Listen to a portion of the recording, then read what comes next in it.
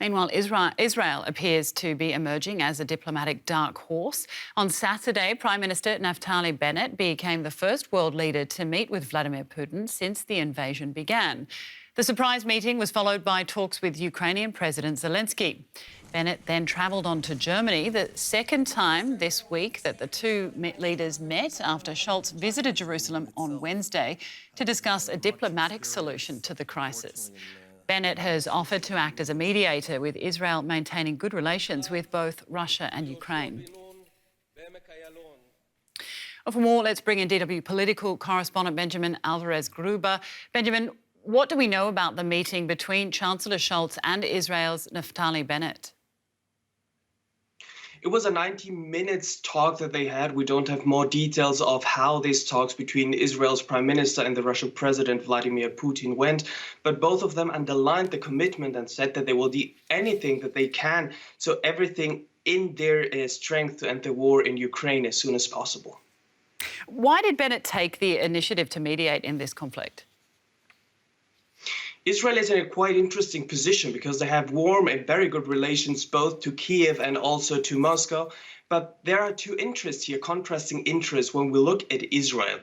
On one side, of course, it wants to belong to the Western alliance, want to show itself close to the US. But on the other side, there's a known security risk as well, as it has a military cooperation with Russia in Syria. So that's why many see Israel, and Zelenskyy also asked Israel to try to be a mediator and try to find common ground between Russia and Ukraine. And of course, both leaders, so Israel's Prime Minister Bennett and Olaf Scholz, will be closely following the third rounds of peace talks between Russia and Ukraine that is expected to take place on Monday.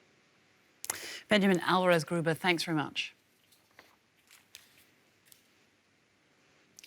Turkey's President Erdogan has held a phone call with Russian counterpart Vladimir Putin. The Turkish leader was expected to urge Putin to agree to a ceasefire in Ukraine. Turkey also has close relations with both Moscow and Kyiv, but recently moved to limit the passage of Russian warships into the Black Sea. Under the Montreux Convention, Ankara can block ships from passing through its straits during wartime, but can't prevent them from returning to their home ports.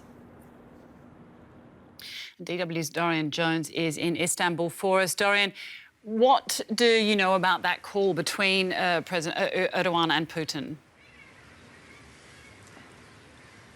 Well, the call has finished, but there's been no readout of what actually happened in those talks. Neither Moscow nor Ankara have released any information as of yet. But Turkish President Recep Tayyip Erdogan's spokesman, Ibrahim Kalın, speaking to reporters on Saturday, said that Erdogan in those talks will call for an end to hostilities by Russia, and failing that, at least to heed these growing international calls for a ceasefire to allow humanitarian corridors to be established to these besieged cities all across Ukraine, where then humanitarian aid can be delivered and civilians can exit. And that will be the message from Erdogan, apparently, was delivered to Putin, along with the fact that, according to Kalın, the Turkish position is there can be no resolution to this conflict until there's a cessation of the conflict. And Turkey is trying to position itself as a possible mediator ever since the conflict started. Ankara has been trying to position itself to mediate between both Ukraine and Russia, as President Erdogan has close relations with both those countries' presidents. But as of yet, Putin has rebuffed those efforts by Turkey. Could these latest developments be seen as Turkey taking a side? I mean, as you say, the NATO country has really close relations with Ukraine and Russia.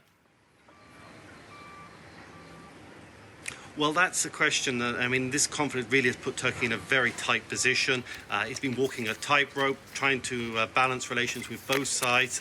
On the one side, Turkey hasn't imposed sanctions against Russia and has, in fact, rejected them, saying that they are counterproductive. And also, Turkey has not closed its airspace to Russian civil planes, despite most of its Western allies doing that.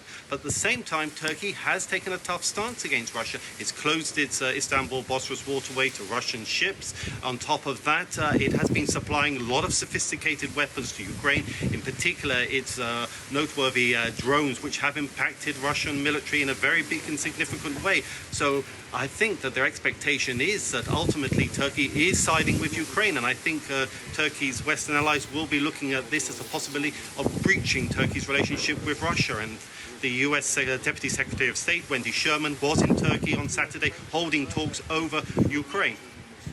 DW's Dorian Jones for us in Istanbul. Thank you.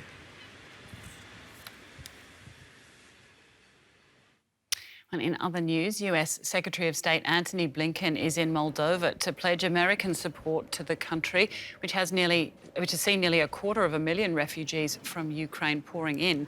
During his visit, Blinken also said that the United States was working actively on a deal with Poland to supply Ukraine with fighter jets. Tens of thousands of people around the world have been protesting against the Russian invasion of Ukraine. Demonstrations condemning Russia's President Putin took place in cities across the United States, as well as in Paris, London and other European capitals. With no end in sight to the war, the number of refugees keeps climbing. The UN says the total figure of people who've fled Ukraine has now topped 1.5 million. It calls it the fastest growing refugee crisis since World War II.